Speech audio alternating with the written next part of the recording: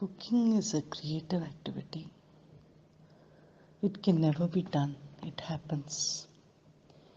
Baking can be done. Baking is a measured activity and it can be predicted that the particular dish, when baked with the right proportions for the particular duration, you can predict that the dish is going to come out perfect. But the same is not true for cooking. Cooking happens from the heart. When you're in love and you're cooking for the loved ones, then there is music in your heart. And the proportions just happen.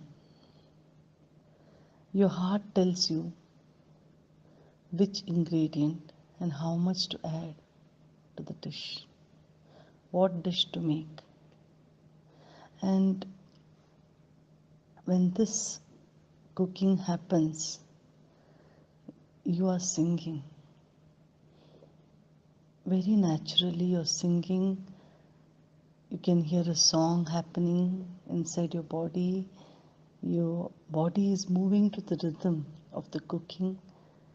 So, when cooking happens from heart, you can feel there is a rhythm in the body. There's a rhythm in the way you put masalas into the dish that you're cooking. The way you move your body. The whole body is singing. And hence, when we make prasad in the temple, the person who's cooking prasad is cooking for the Lord. The person is in love with the Lord. And so the prasad turns out to be so tasty. At home also, if we cooked for our loved ones, then you can really see the difference when you cook in celebration, in joy, when you want to cook, when you're passionate about it. And some days when you don't feel like cooking and you're forced to cook, there's a huge difference in the dishes, the way they turn out to be. The taste of the dish does not just depend on the ingredients, or it does not depend on who's making it. It depends on your vibrations. Hence, when a mother cooks for her child, the vibrations are the mother wanting the child to enjoy the dish, the mother wanting the child to celebrate the dish. Because of that want, there is naturally a joy within her. Her heart is expanding when she's cooking. She wants to share it with everybody.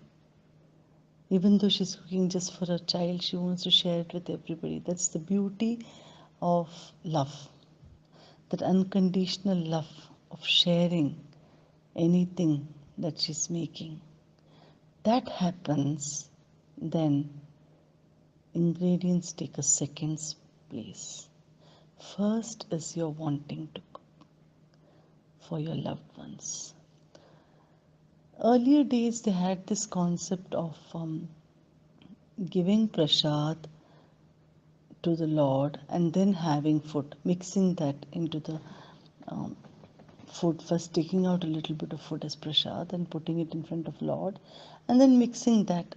The whole concept came up because when you cook for Lord, you're always in love. There's always unconditional love because we don't have any expectations from God. We are doing it out of pure wanting to do. Because of that pure wanting to do and because of your love for the Lord, the dish just happens. The food just gets cooked. The ingredients beautifully adjust by your, prompted by your heart, how much to put. And then when this dish turns out to be perfect, you wonder why Prasad is so good, because of your love. That's why in earlier days they used to always make prasad and then serve it to the Lord and then use the same thing as serving it to the guests or to the people in the house.